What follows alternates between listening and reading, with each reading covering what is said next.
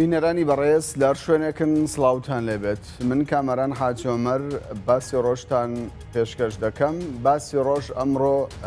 میوانەکانی تایبەتن پێم وایە ینی میوانەکانمان شایستەی ئەوەن بۆ چەند خولەکێک کۆنتڕۆلەکانتان بەلاوە بنێن بە تایبەت ئەو کەسانی کە گوێبیستی هەواڵی سیاسی دەبن دەخوازن بزانن پەیوەندیەکانی لایەنە سیاسیەکانی هەرێمی کوردستان بە تایبەت پەیوەندیەکانی پارتی دموکراتی کوردستان و یەکێتی نیشتیمانی کوردستان بەکوێ گەیشت بەو پێی ئەمڕۆ لە پیرمام کۆبنەوەکی گرنگ لە نێوان هەردوو مەکتەبی سیاسی پارتی دموکراتی کوردستان و یەکێتی نیشتیمانی کوردستان ئەنجام درا بە پێی ڕاگەیەندراوی هاوبەشی هەردوو لەسەر کۆمەڵێک پرس ڕێککەوتون گرنگترینیان ئەوەیە کە دوو لیژنەی هاوبەش لە نێوان پارتی و یەکێتی پێک دەهێنرێ لیژنەیەکیان تایبەت دەبێت بە لایەنە سیاسیەکانی هەرێمی کوردستان ئەوەی دیکەشیان تایبەت دەبێت بە بەغدا و وڵاتانی دەرەوەی جیهان بۆ مەسەلەی ڕیفراندۆم و سربەخۆیی بۆ باشووری کوردستان. میوانی یەکەمی باسی ڕۆژمان میوانداری زۆر بەڕێز هۆشار زێباری ئەندامی مەکتەبی سیاسی پارتی دموکراتی کوردستانمان کردووە کە بە شێوەیەکی ڕاستەوخۆ لە پیرمامەوە لەگەڵمان دەبێت. بەڕێز هۆشار زێباری بە خێرهاتن دەکەین بۆ باسی ڕۆژ. پێم باشە لەوە دەست پێ بکەم پێشتر سەرچاو کاک کامێران. زۆر سپاس.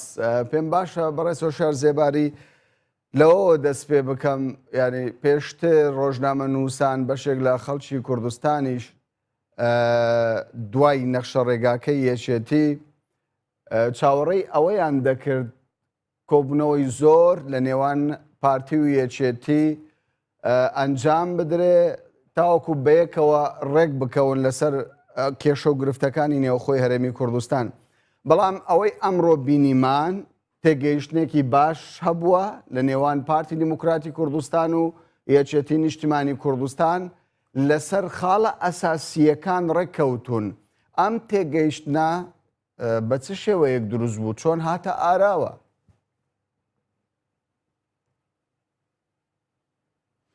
بەڵێ پێشەکی بە حقیقت ئەمڕۆ کۆبوونەوەکی زۆر گرنگ و سەرکەوتووانەمان هەبوو لە بینی هەردوو مەکتەب سیاسی بە حزوری جەنابی سەرۆک بارزانی و زۆر بە سەراحەت بەحسی کێشەکانی مەسیریمان کرد. طبیعی پەیوەندیەکانی پارتی و یەکێتی هەیە، کێشەکانی ناو هەرێم هەیە، قەیرانی ئابووری هەیە، بەڵام تەرکیز لەسەر کێشەی ڕەفێراندۆم بە دەرەجەی ئەساسی گشتپرسی هاتە بەحسکردن و کێشەی کەرکووک و بەرزکردنی ئاڵای کوردستان لە کەرکووک کێشەیەکی تر بوو چۆن تەعامل لەگەڵ ئەم وەزعە بکەنی تازە و پەیوەندیەکانی بینی پارتی و یەکێتی. خۆشحاڵانە لەسەر هەموو خاڵەکان اتفاقمان کرد و ڕاگەیەندراوی کۆتاهی شەروەک و جەنابەت ئیشارە پێدا بەحسی ئەم شتانەی کرد. بەڕاستی کۆبوونەوەیەکی تاریخی بوو بەڕای من. هەردوو لە متتەفق بوون بۆ یعنی دروستکردنی یان ئامادەکاری باش و پێکەوە بۆ مەسەلەی ڕەفێراندۆم و لەو ناحیەوە لوجنەک پێک هات هاوبەش لە بینی پارتی و یەکێتی کە پێکەوە لەگەڵ ئەحزابی کوردستانی دابنیشین و بەحسی کات و میکانزمی جێبەجێکردنی مەسەلەی گشتپرسی لە کوردستان لەسەر مافی چارەخۆ نووسین. ئەمە لوژنەک بوو. لوژنەکی تر سەردانی بەغدا ئەکرد کاکە کامێران بۆ ئەوە هەموو لایەکانی عێراقی ئاگادار بکات لەسەر مافی ئەنجومەنی پارێزگای کەرکووک بۆ بەرزکردنی ئاڵای کوردستان. یعنی پتر زیاتر لەو ناحیەوە هەموو لایەکانی عێراقی ئەبینن و مووقف و هەڵوێستی هاوبەش پارتی و یەکێتی بيكوا بلايكان عراقي راعيين حتى احتمال سرك وزيران عراقي ببينن حيدر عبادي وهمو كتلة كاني تر شيعة وسنة وكتلة خماني أو بيماني كردستاني لبغا أما تقريبا حاضر يكي باش هاتو تكرن بيوانديكاني زور ريكوبيك لقال زور بي زوري ولاتاني دنيا هاتو أكرن لمسألة ما في ملتي كرد كجشبرسي بخوي بك طبيعي أما اكثر اعلان دولتي كردية حس كم ام نقطة توضيح بك فتر جشبرسيا كي جشتية لهرم كردستان واما نملكي حزبك نملكي سروكك نملكي لاينك بلكي ملكي ملتي كردة دبيا وهنقاوة بها وين وبظن ردود فعلي دنيا وناوخو دور بر لبر أوا دو مسألة جوازة يعني جشبرسي معناه يوانية إكسر تو بوي بدولة بلا هنگاوك هلوستت بهستر أبيت لهمو دانستاندنا كي دهاتو چلقل بغداد چلقل دروا يعني لدنيا براستي كوبوناوك زور سركوتوانا بو ديسا و امش ولامك بو همو او كساني مشكوك بون دو دل بون ككرد يكنينا وكرد ناكوكن لمسائل چارة خوصازي كردستان بو همو دنيا اثبات مان كرنا خير بارتي ويكتي لسر كشكاني مصيري ملتي كرد يك هلوستيان هيا زور باشا كومالك خالي جرينج دوروجان بين باشا زيدتر لڕێی پرسیارەکانی منەوە ڕوونکردنەوەی زیاتر لە بەڕێزتان وەرگرین بەڕێز هۆشیار زێباری ینی پێشتر کێشە و گرفتەکان لە نێوان حەزب و لایەنە سیاسیەکانی هەرێمی کوردستان زێدەتر لاوەکی بوون لەسەر پۆست بوون لەسەر کۆمەڵێک بیر و بۆچوون بوون کە خەڵکی کوردستان بەشی زۆری پێی وابوو زیاتر بەرژەوەندی حزبی ئەو کێشە و گرفتانە نەوەک بەرژەوەندی نیشتیمانی بەڵام ئەوڕۆ ئەوەی بینیمان لە کۆبنەوەکەی یەکێتی و پارتی بە پێی دەرەنجامەکانی یەکێتی و پارتی لەسەر پرسەنەتەوەییەکان هاوڕابوونە و بەیەکەوە پرۆژەیان دەبێ هەم بۆ حەزب و لایەنە سیاسیەکان هەم بۆ عێراق و دەرەوەش ئەمە گۆڕانکاریەکی زۆر گرینگە لە خاریتەی سیاسی هەرێمی کوردستان پاش ئەو قەیرانە سیاسی کە لە ڕابردوو هەرێمی کوردستان ڕوبەڕووی بوویەوە پرسیاری من ئەوەیە چ وای کرد هەڵوێستی یەکێتی و پارتی بەم شێوەیە بگا خاڵە لاوەکەکیانیان بەلاوە برد ئێستا لەسەر پرسە نیشتیمانیەکان ڕێککەوتون و کردیانە ئەولەویەت بۆ کاری داهاتوویان بله که کامران آرمانجی پارتی ویکتی یک آرمانجا براستی اگر پروگرام و سیاسی یه پارتی ویکتی بخوینی و لنتیجه هر دو کیان پشتگیری لمافی چاره خونویسینی ملتی کرده کن راست کشکانی تر هیا لناو هرم با تصوری ایمه با برچونی ایمه مسئله گشت پرسی یعنی اتفاق رکوتن لسرم کشکانی یه مصیری کشکانی ناو خوش برو حلبت برو چاره يعني حلكي سياسي تقريبا اوش لقل اما احتمالا بروات اما نامانا نا بارتي ويكتي باش پرسیار به لاینکانی تری کردستانی بکن براستی هموان دمانوه شریکی ام کشب بن و نبید پارتی ویکتی قراری به تنها ادن و خلکی تر اگر بیت یا نهین او مسئله که نخیر آرمانجی درست کردنی ام لجنه هاو بشه بوا و لاینکانی تری کردستانی گرتوه کومالا گورانا احزابی تره کردستانی اقلیات برا مسیحیکانا ترکمانن یزیدین همو او احزاب تمثیلی مکونات ملتی کرده کم بجدار بن لم گج پرسیه چونکه نتیجه که هنگی بهستر بیت هلوستش بهستر بیت جا إن شاء الله إما لسبينوا لجني هاو بشي ك قسالة قال لاينا كردستان كان أكان دس بيكين يعني أمش خبرك ترى بو جنابت بو بينركان كأم مسألة أم كشيء زور جدية وهنقاوي عمليش ديتا هاوشتن كبزوترين كات توافقك كردستاني هبيت مالي كرد رق بخير لسر أم كيشانا مسائل فني وعمليش هيا تقريبا كار بو أوج بردوامها ونبيت ك هیچ نهاد بتكرن يعني حاضر يكي باش هيا بلا مسائل فني وشتتريش همو قابل چاره سره بتصوري من باشا ام كيشانه يترينا وخو اويش دبي براستي چاره سر بكريد بلام اما اولويتي هيا تيكالي هردو يعني مثلا كناكين اما هر كسي بتصوري من بشجيري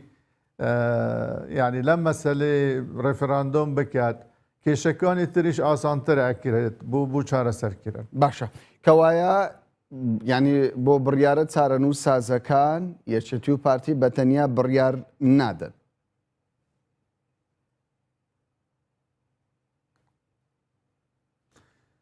بارتي وكتي دو حزبي هر قورنا هرمي كردستان بجوه خويان هيا ونفوذ وتأثير خويان هيا بالتأكيد كل جاي هر برياركي كردينها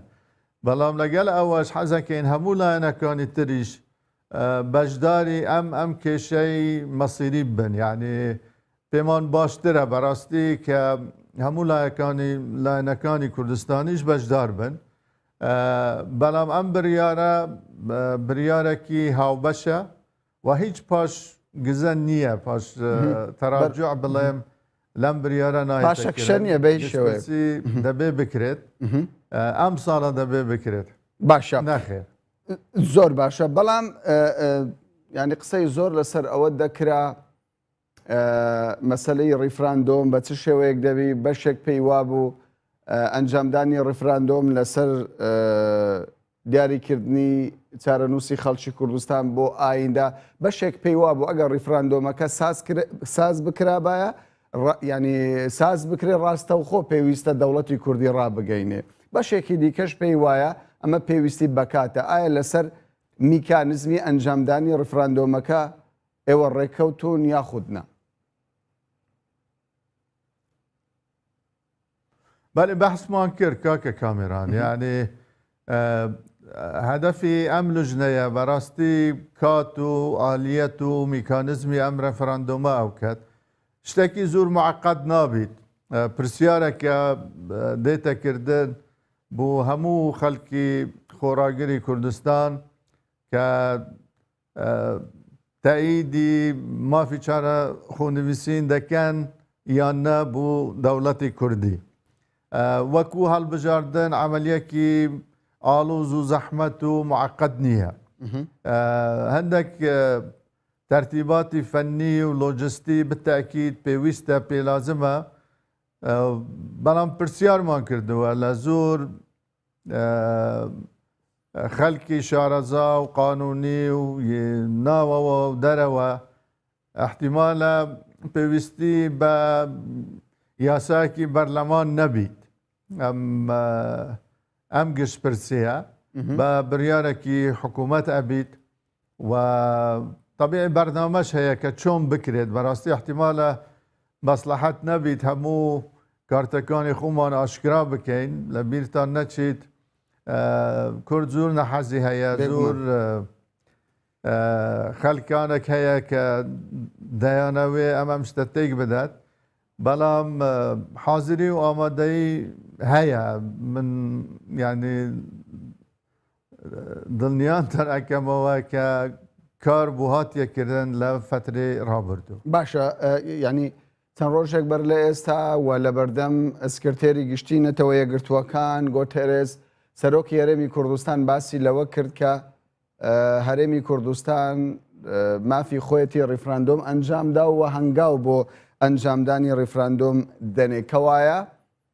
UN بەشداری لە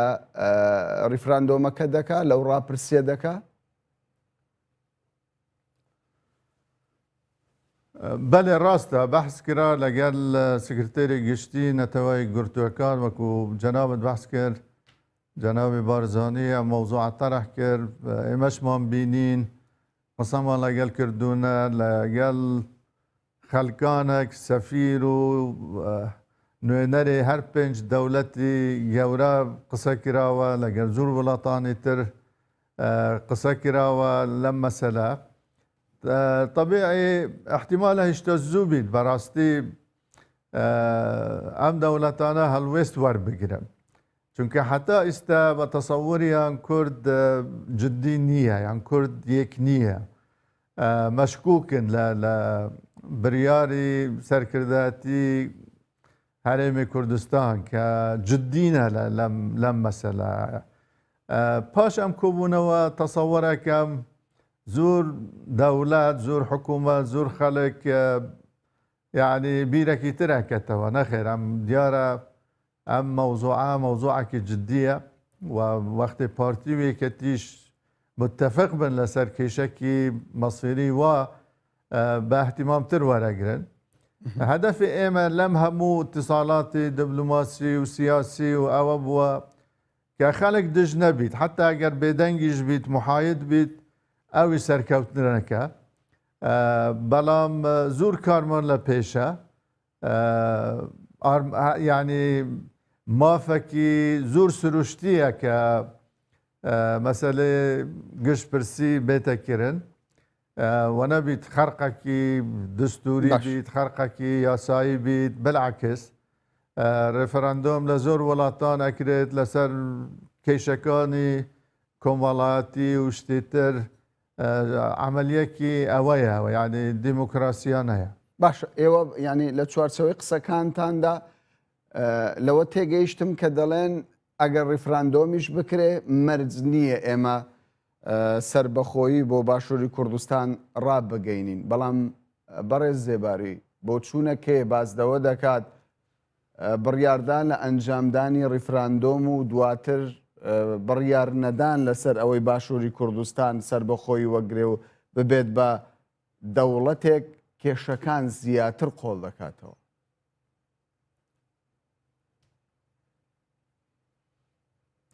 کاک کامێران توزانە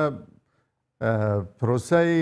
ڕێفەرەندۆم پرۆسەکی فەنیە بریارێکی سیاسیە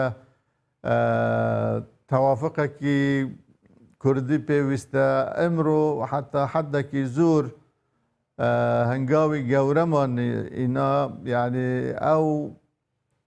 اتفاقی لە بینی پارتیوێکەتی کرا بە تەسەووری من زیاتر لە نیوەی ڕێگا دەرباز بوون کە کورد لەسەر ئەم کێشەیە یەک هەڵوێستی هەیە.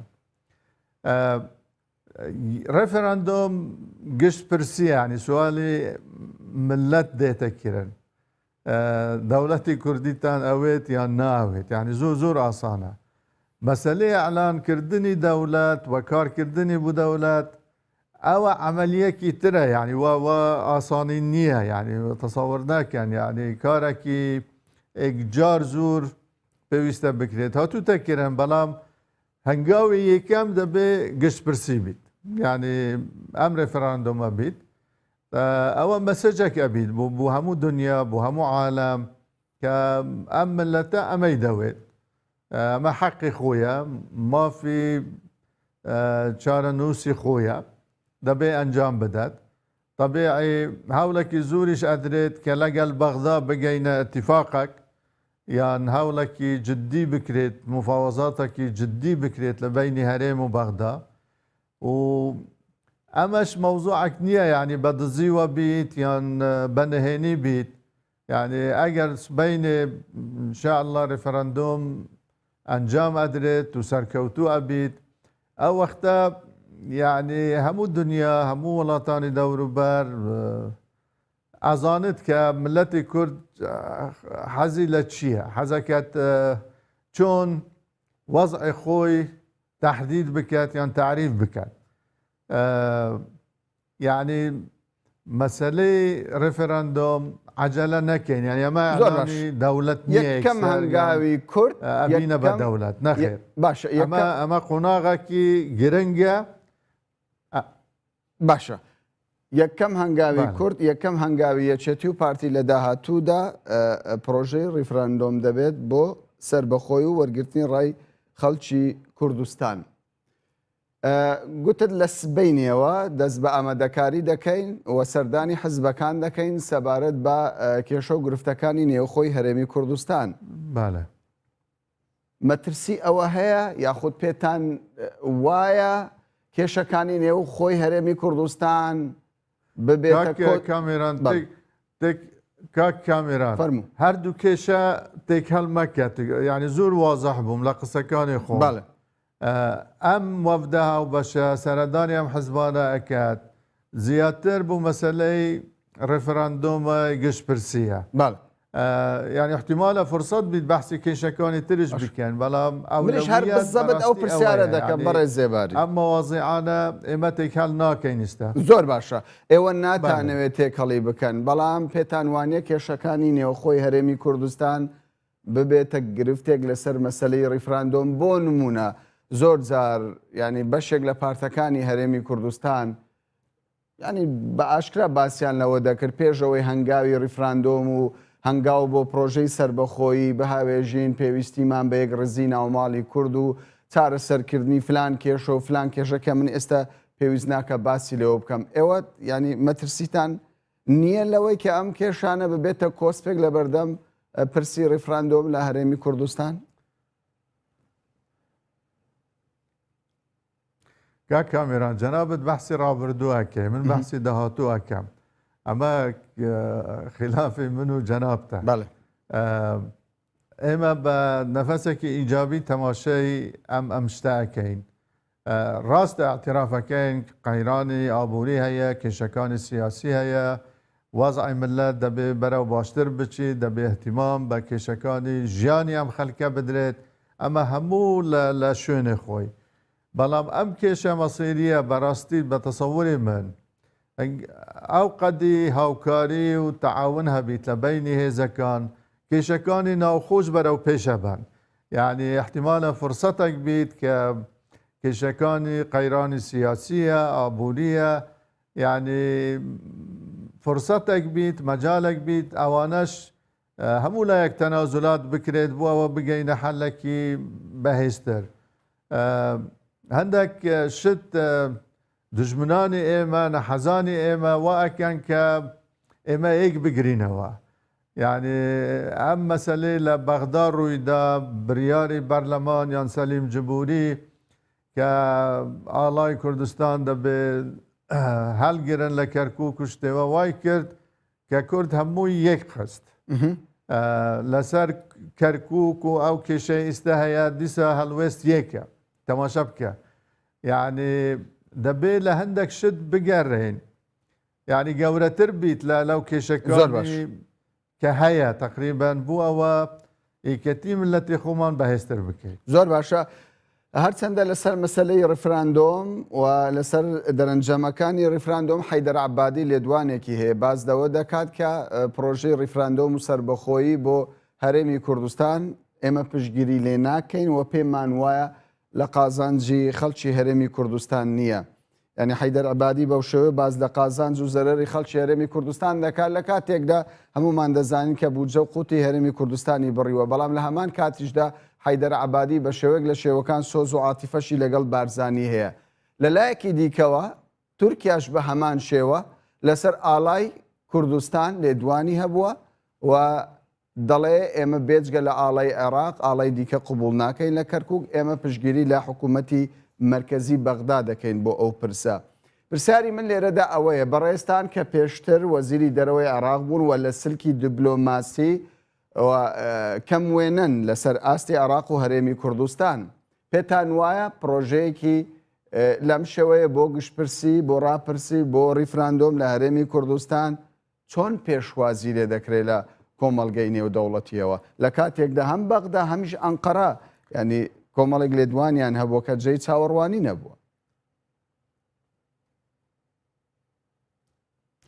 باشەکە کامێران آخر ئەم کێشەکی مەسیریە ململانەیەکی سیاسی توندەش تقریبا چونکە علاقە بە داهاتووی ئەم ملەتە هەیە بە پەیوەندی بە مستەقبەلی کوردستان هەیە لەبەرەوە یعنی ئاسان نییە کاری پێوێت ئیشی پێدەوێت زۆر خەباتیش کرایە تقریبا لە ساڵانی ڕابردوو چەند تەسحیە دراوە ئەم ملەتە بووەوە بگێتە ئەو ئامانجا ئێمە زۆر نزیک بووینە بەڕاستی لەو ئارمانجا طبیعی وەڵاممان بوو هەڵوێستی بەغدا ئەمە بریارێکە ملەتی کورد خۆی ئەیدات یعنی لەم گشت پرسیە وەنەبیت کە یعنی شتێکی نائاسایی بیت نەخێر ئەمە بە تەسەووری ئێمە حەقێکی طبیعی ملەتی ئێمەیە لایەکی تر ئێمە دەڵێن لەگەڵ بەغداش بەحسەکەین یعنی ئەم کێشەیە نامان ئەوێ بە شەڕ بیت نامان ئەوێ بە خوێن ڕێشتن بیت بە ئاشتیانە بەلکی بگەینە حەلێکی معقول کێشەکان هەیە ناوچەکانی دەرەوەی هەرێمی کوردستان هەیە مەسەلەی بودجە هەیە مەسەلەی نەوت هەیە مەسەلەی دستور هەیە مەسەلەی مشارەکە هەیە ئێستا حکومڕانەکانی بەغدا بەرەو ئەوە چەناڵێن دەبێ حکوومەتی ئەغلەبیەتی شیعی هەبیت خەڵکی تریش ئەگەر بێت لەگەڵ ئێمە بێت باشە ئەگەرنە ئێمە حکومی عێراقەکەین ئێمە وا پێک نەهاتووینە لە دستوری عێراق کە هەموو شتەکان بە تەوافق بیت بە مشارەکە بیت لایەکی تر بەڕاستی ئەو شتی عێراق بەحسەکات یان تەسریحاتی ئەو مادەی 110 لە دستور زۆر وازەحە تهدید کردووە سەلاحیاتی حەسری حکوومەتی فێدرال یان حکوومەتی ئیتیحادی چینە خاڵ بە خاڵ خارجی ئەوان دەسەڵاتی پارێزگەکانە و هەرێمەکانە ئەمە خودی دستوری عێراق واڵێت لەبەرەوە بڕیاری هەلگرتنی ئاڵای کوردستان اختصاصی ئەنجومەنی پارێزگای کەرکووک کە خۆیان بڕیاریان داوە ئەمە خاڵێک نسبەت تورکیا دراوسەیەکی گرنگە مهمە ڕایی مهمە بەڵام تورکیا ئەم ئەخیرە عەلەمی کوردستان لە مەطاری ئەتاتورک بوو جەنابی سەرۆکدانە لە ئیجتیماعاتی ڕەسمی هەموو دنیای بینی کە جێگای تەقدیرە و شانازیە لەبەرەوە ئێمە ناڵێن کە عەلەمی عێراق هەڵئەگری نەخێر عەلەمی کوردستان هەڵئەگرێت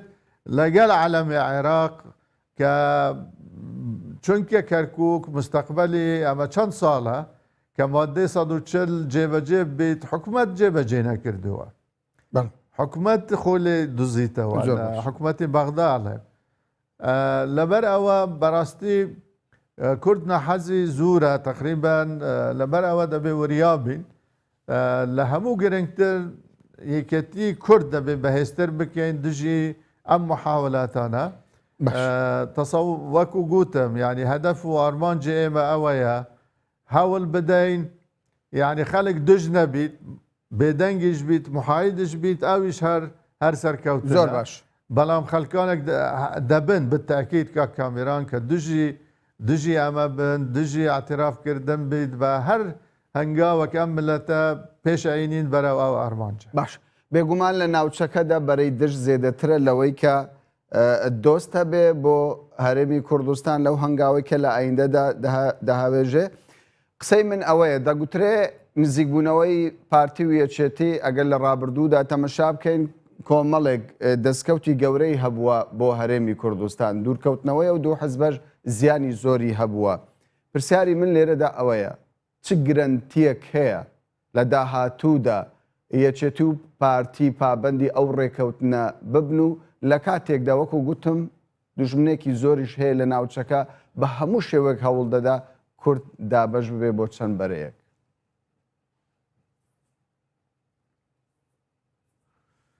کاکە هەر وەکو تاکیدم کرد پێشستا هەموو دەستکەوتەکانی بەدەستی ملەتی کورد هاتووە پارتی و یەکەتی وەختی یەک بوونە هەڵوێستیان یەک بووە زۆر دەستکەومان پێشکرد دەست خستووە لە دامەزراندنی بەرەی کوردستانی لە ڕاپەرین لە ڕۆخاندنی ڕژیم لە بەشداربوون لە حکومڕانی عێراق لە نووسینی دەستور لە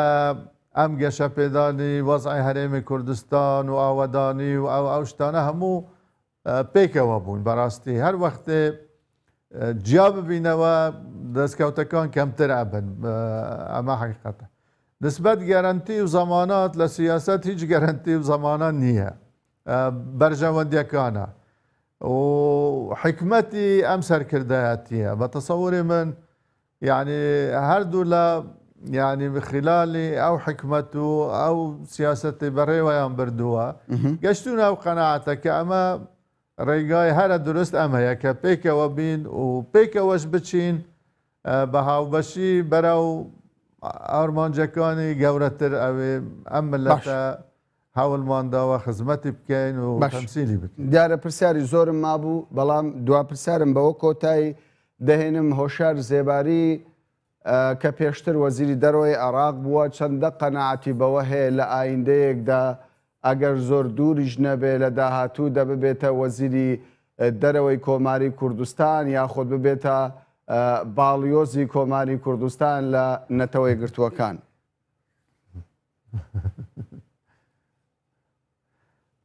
کاکە هەموو شتێک ممکنە لەم دنیا بەڕاستی ئێمە بە دوای مەنسوب و شتیوە ناگەڕێن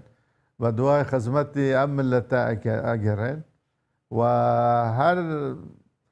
شتێک جەنابی سەرۆک سەرکردایەتی پارتی بە ئێمە بڵێت یان داوای ئێمە ئامادەی ئەوامری ئەوانەی کەواتە بۆ ئایندە گەشتبینی بەڕێز هۆشیار زێباری ئەندامی مەکتەبی سیاسی پارتی دیموکراتی کوردستان کە بە شێوەیەکی ڕاستەوخۆ لە پیرمامەوە لەگەڵمان بووی زۆر زۆر سوپاست دەکەین. سەرسەرم سەرچاوم کاکەکان. ڕێزان دەچینە ناوبڕێک و دواتریش تەوەری دووەمی باسی ڕۆژ دەکەینەوە.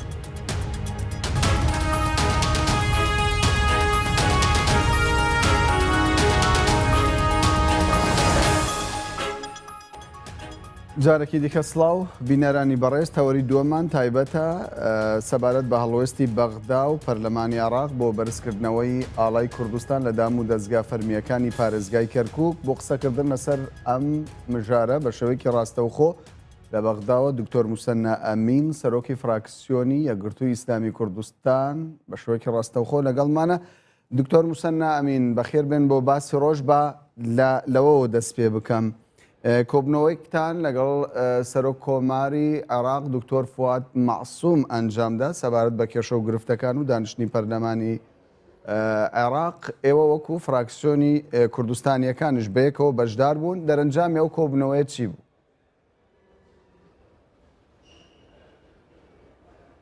باڵە سەرەتا زۆر سوپاس سڵاو ڕێزم بۆ جەنابەت بۆ بینەرانی بەڕێز. کۆبوونەوەکە سەبارەت بە ئەو کێشەیە بوو کە ئێستا لە چەند ئەوە دوو ڕۆژە دروست بووە لە پەرلەمانی عێراق سەبارەت بە دەرکردنی بڕیارێک لە پێکاتەی تورکمان و عەرەب بەبێ بەشداری کورد و بە بایکۆتی فراکسیۆنە کوردستانیەکان و نووسینی ئەو بڕیارە تەنها لە وژەنەزەری ئەو پێکهاتانەوە بەبێ ڕەچاوکردنی وژەنەزەری خەڵکی کوردستان و فراکسیۆنە کوردستانیەکان کەەوە هەڵەیەکی گەورە بوو پەرلەمانی عێراقی تێکەوە کە پێچەوانە بوو لەگەڵ ڕۆحی تەوافق کە میکانیزمی ئەساسی ئیشەکانی پەرلەمانی عێراق دیاریەکە. ئەمڕۆ ئێمە تەبان توانیمان ئەو ڕۆژە دوێنێ ببورن پێکەوە هەموو فراکسیۆنەکان بایکۆتی دانیشتنەکە بکەین و بێنە دەرەوە پێکەوە پێنج فراکسیۆنەکەکەوە بۆ جارێکی تر دەست پێکردنەوەی کاری هاوبەشی فراکسیۆنە کوردستانیەکان و بێگومان دڵخۆشکەر و مژدەبەخش بوو بۆ خەڵکی کوردستانیش وە توانیشی کە ئیرادەی خۆی بسەپێنێ لەسەر سەرۆکایەتی پەرلەمان. پاشتر ئەمڕۆ کۆبوونەوەی پەرلەمان نیسابی دروست نەبوو لە بەرەوەی کە ئێمە هەرچەنە لە پەرلەمان بووین بەڵام بەشداری دانیشتنەکەمان نەکرد و نەوعێک لە بایکۆت و فشار لەسەر سەرۆکایەتی پەرلەمان بۆ مراجعەکردنی ئەو هەڵەیە کە تێکەوتووە. ئەمڕۆ بۆ دوو جار دکتۆر سەلیم هاتە لای ئێمە جارێک لە بارەگای فراکسیۆنی هاوپەیمانی کوردستانی کە هاتە لای هەموو ئەندامانی پەرلەمانی کورد جارێکی تریشکە لە ژووری کاگاران بانگی کردین بۆ کۆبوونەوەیکی تایبەت هەردووبارە بۆ ڕێکەوتن لەسەر چۆنەتی کۆتایی هێنان بەم قەیرانە و ئەم لە قسەکانی زۆر ڕوون بوو کە ئەو پەشیمانە لەوەی کە کراوە و بە هەڵەیە زانێ بەدەر لەوەی کە ناوەڕۆکی بڕیارەکە ڕاستەیە هەڵەیە، بەڵام باس لە میکانیزمی بەڕێکردنی بڕیارەکەیە بەبێت تەوافق و بێ ڕەچاوکردن و پەلەکردن لە دەرکردنی ئەو بڕیارە و فەرزکردنی ئیرادەی زۆرینە لەسەر باشە دیارە تەوافق هەر لە پێشوودا ینی عێراق کێشەیەک بۆ بە بەردەوامی کێشەیەک بۆ لە عێراق هەبووە سەبارەت بە سەلیم جبوری دانیشتنەکەی دەی بە سوورەکە تەواو بکەم یەک دەقەیەکی تر بمبورە ئەو هات داوای لێبوردنی کرد لەسەرەوەی کە ئەو شێوازە باش نەبەوە ئەو پەشیمانە لەوە و نایەوێ نە پەرلەمان پەکی بکەوێ نە بەو شێوەیە کورد نیگەران ببێ و سوورە لەسەرەوەی کورد بەشداری ئەو کۆبوونەوەانە بکە بۆ ئەوەش پێشنیاری ئەوەی کرد کە ئێمە ئەمڕۆ بچینەوە دانیشتەکانی پەرلەمان یاخود سبەینێک کە بەشداریەکەین لە دانیشتەکانی پەرلەمان ئەو لە سەرەتای دانیشتنەکەەوە نەوەک لە پۆزش بێنێتەوە بۆ ئەو شێوازە و پاشتر داوای ئەوە بکە کە پەرلەمان سەرۆکایەتی سەرپشک بکەن بۆ دانانی دەرکردنی بڕیارێکی نوێ کە بێگومان ببێ بە جێگرەوە بۆ ئەم بڕیارێک کە ئێستا دەرچووە ئەمەش نەوعەکە لە ئیلغاکردنەوەی ئەو قرارێک کە دەرچوو بووە بەدڵی ئێمە نەبوو بۆ ماوەی مۆڵەتی هەفتەیەک سەرۆکایەتی بتوانن دەقی بڕیارێک بێنن کە جێگەی ڕەزامەندی کوردیش بێوەکو پێگاتەکانی تر سەبارەت بەم پرسە و جارێکی تر پەرلەمانیەک بگرێتەوە و ئەو قسەیە لە سەرەتای جەلسەی بەیانی قەرارە بیکە ئەبێ نەوعێک لە پۆزش و نەوعێکیش لە ضمنن ئیلغای ئەو بڕیاری تیاابێ لەسەر ئەساسی ئێمە بەیانێکینەوە بۆ دانیشتەکانی پەرلەمان و هەر لەبەر ئەمەش بوو کۆبوونەوەی ئێمە ئەمڕۆ لەگەڵ بەڕێز سەرۆکی کۆمار بوو ئەو بوو کە گوێی لە ئێمە بگرێ ڕاستەوە خۆ کێشەکان چۆنن زانیاری وردەکانی ناو کەوالیسی پەرلەمان چۆنەوە ئێمەش گوێ لە ڕای بەڕێزیان بگرین سەبارەت بەو پرسە کەوایە ئەگەر هەیە ینی لە دانیشتنی سبەینێدا پەرلەمانی عێراق بڕیار لە هەڵوەشانەوەی بڕیارەکەی پێشووی خۆی بدا کە سەبارەت بە پارێزگای کەرکووک و ئاڵای کوردستان دابووی بەڵێ بەڵام بۆی دەقیق بم باسەکە ئەوەیە کە ضمنەن ئەو کارە بکە چۆن بەوەی کە یەکەم وەکوتم لە سەرەتا بەیانی ئەوە بکە کە شێوازی پەلەکردن و نەبوونی تەوافق لەسەر هەر بڕیارێک بۆ دەرکردنی بەبێ ڕەچاوکردنی ئەو پرسە نەوعێکە لە هەڵە پێویستە چارەسەر بکرێت خاڵی دووهەم بریتە لەوەی کە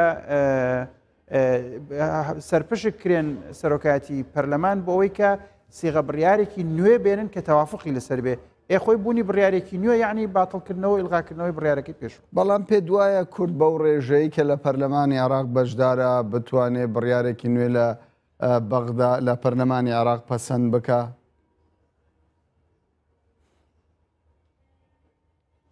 قسەکە لە مەسئلەی تەوافق و ڕێزگرتنە لە ئیرادەی کورد و ینی پشتگوێنەخستنی پێگاتەیەکی سەرەکی پەرلەمانە بێگومان شرعیتی نیشتیمانی ئەو پەرلەمانە نامێنێ ئەگەر هەر 5 فراکسیۆنە کوردستانێکە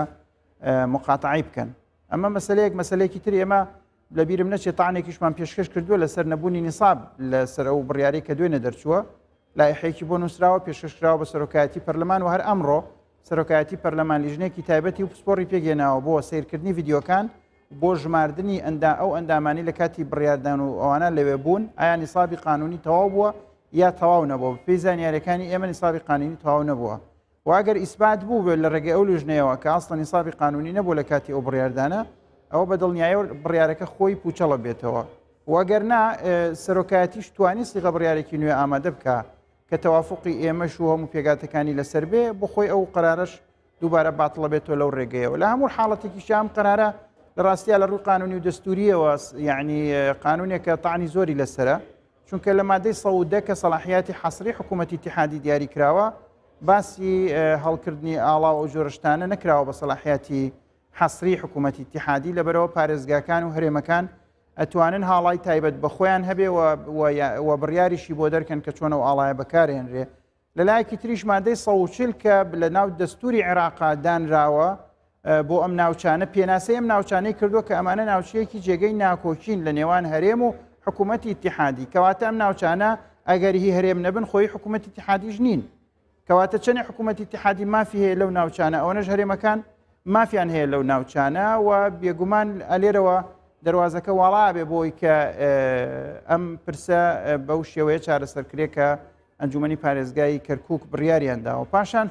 پێویستی بەوە نەبوو ئەم قەیرانە بخڵقێنرێت لە ناو پەرلەمانی عێراق لە کاتێکا کە دەیان ساڵ هەڵکردنی ئاڵای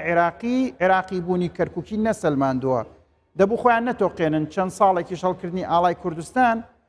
کوردستانی بوونی ئەو کێشانەیە ئەو ناوچانەیەک لای ناکاتەوە بە تەواوەتی لە هەموو ڕوویەکەوە مەسەلەکار بە ناکۆکی لە نێوان حکوومەتی اتحادی و هەرێم ئەمێنێتەوە پاشانەوەشمان لەبیر نەچێت لە دوای 2023 بەدواوە کە ڕژیم پێش و ڕووخاوە لە حمرین بەملاوە هەموو ئاڵای کوردستان بە هەڵکراوەی هەیە بەس ئەمە جۆرێکی ترە لە شەرعێدان بەو ئاڵایەوە هەڵکردنیەتی لەسەر هەموو دام و دەستگاکانی تر بۆیە قەناعەتی ئێمە وایە کە حکوومەتی کەرکووک مافی ئەو ئەنجومەنی پارێزگاکەی مافی ئەو بڕیاریان هەیە لە ڕووی یاساییەوە شەرعیە پاشان کەرکووک یاسایەکی تایبەت حکومیەکە کە مەشهورە بە بڕیارەکەی ژمارە 70 برێمەر لە ساڵی 2004 قانونی ژمارە 21 2008 حکمی کەرکووک ناکا لەبەرەوە ئیستیناد بۆ ئەو قانونی ئەو پارێزگایانە کە سەلاحەتی ئەنجومەنی پارێزگا و پارێزگای دیاری کردووە ئەوە شمولی کەرکووک ناکە هەر بە خودی وجە نەزەری حکوومەتی اتحادی خۆی لە کاموو کە بە نمونە ڕازی نیە انتخابات بکرێت لە سەروادەی انتخاباتی پارێزگاکانە لەبەرەوەی ئەڵێ کەرکووک وەزعێکی تایبەتی هەیە و تا ئێستش بە فەرمانەکەی برێمەر حکمی ئەکرێ نەک بە قانونی 21 ساڵی 2008 زۆر باش بۆی ئەمەش دانپیانانێکە بەوەی کە ئەو یاسایانەی کە لە کەرکووکا دەرەچن و دەسڵاتەکانی ئەنجومەن جیای لە ئەنجومەنەکانی تری شارەکانی تر باش هەرچەندە فراکسیۆنە کوردستانیەکان لەسەر ئەم پرسە یەک هەڵوێز بوون بە یەکەوە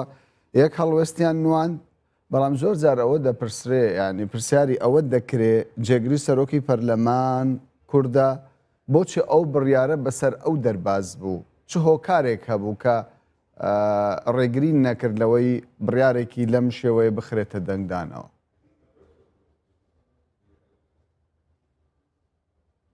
لە ڕاستیە سەرۆکی پەرلەمان کە ویستی بووی ئەم بابەتە بخاتە ناو ئەجێندای کۆبوونەوەکانەوە ئیستینادی کردبووە سەر دەنگدانی ناو پەرلەمان کە ڕۆژی پێنجشەمەی ڕابردوو کاتی ئەم بابەتە کرایەوە وەکو بابەتێک بۆ مناقەشەی گشتی کرایەوە دواتریش کردنەوەی بابەتەکە چەند کەسی قسەیان کرد بڕیاردرا بخرێتە ڕۆژی شەمەوە ئەو تەواوکردنی ئەو مناقەشاتانە و بۆ ئەمە دەنگدان کرا لە ناو پەرلەمانە بەڵام دەنگدان کرا بۆ ئەوەی ئەمە بابەتێ بێ بۆ مناقەشەیەکی گشتی ئەم کە بابەتێکیش بۆ مناقەشەی گشتی ئەکرێ عادەتەن بیر و بۆچوونەکان گەڵاڵا ئەکرێن ئەنووسرێن لە مەحزەرێکە ئەدرێ بە لیژنە تایبەتی پەیوەندیدارەکان وەکو لیژنە یاسایی بە نسبەت ئەم بڕیارەوە و لیژنەی پارێزگا و هەرێمەکان بۆ ئەوەی ئەوان گەڵاڵەی سیغەی بڕیارێ بکەن بهێنرێتەوە بۆ پەرلەمان بۆ ئەوی دەنگی لەسەر بدرێ بەڵام ئەوەی کە هەڵەبوو کرایەکەم دەنگدانەکەی اینجا لەم ڕێگەیەوە بەڕێز کاک ئارام وتی کە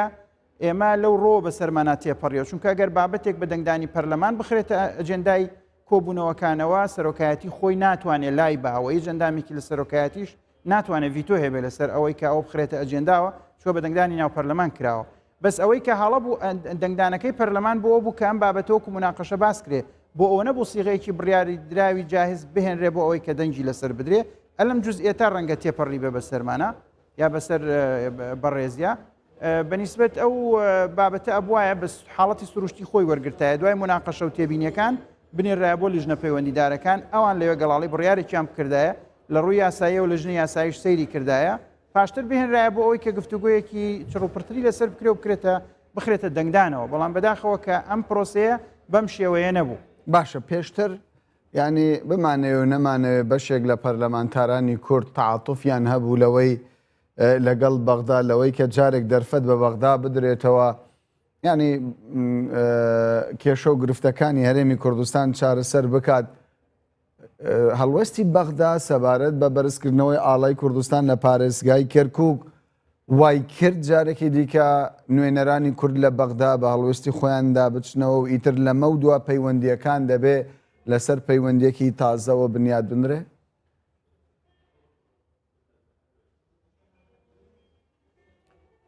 گومانی تیانە ئێمە وەختێک کە باس لە حکوومەتی اتحادیەکەین حکوومەتی اتحادی بەم دواییانە هەڵوێستی خراپی وەرگرتۆ بەرامبەر بە خەڵکی کوردستان و ئەم هەڵوێستانە لەم دواییان نراون پێویستە هەموو گەلی کوردستان و حیزبە سیاسیەکان و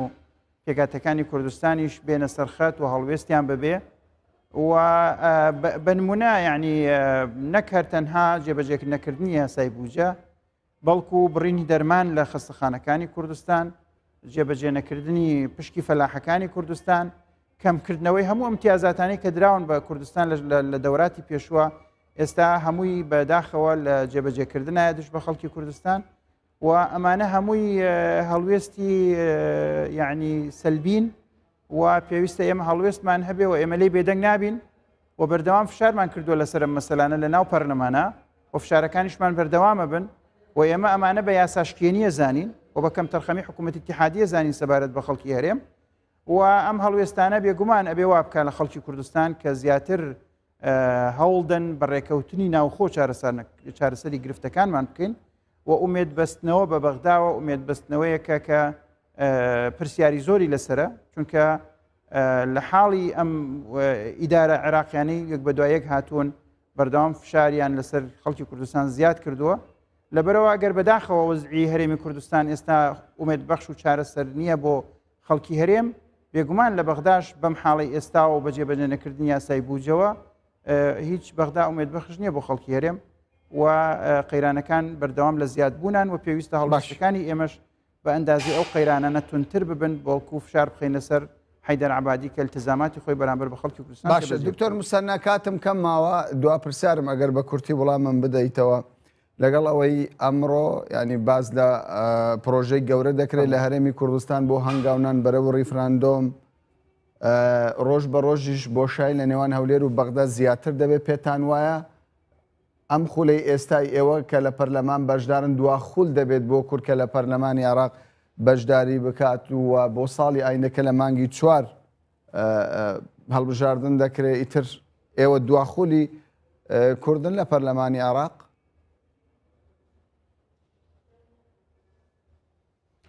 من وە خۆم وەکو کوردێک و سیاسێکی کورد تەمە ناکەم کە ئاخرین گروپی پەرلەمانتارانی کورد ئێمە بین هاتبین بۆ بەغدا و لە دوای ئێمە کەسی تر نێت بەمەرجێک کە کورد بتوانێت فعلەن سیستەمێکی دیموکراسی دامەزرێنێ و بتوانێت حاڵێکی گەشە پێدانی ئابووری دروست بکە و بتوانێت یەک ریزی نیشتیمانی دروست بکە و چارەسەری قەیرانەکان بکە و دەوڵەتی یاسا دا بمەزرێنێ دەوڵەتێک بە معنا دەوڵەتی یاسا بێت دەوڵەتی سەروەری یاسا بێت دەوڵەتی دیموکراسیەت بێت دەوڵەتی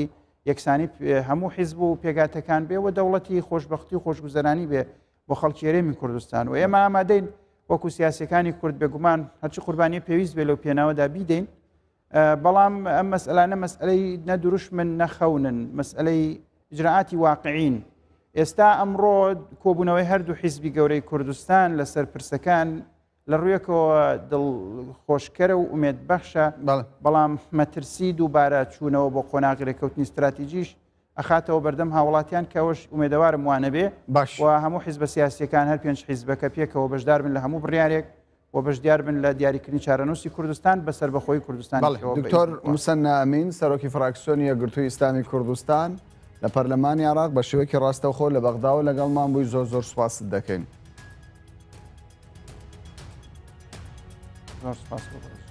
بینەرانی بەڕێز سوپاس بۆ ئێوەش کە لەگەڵمان بوو.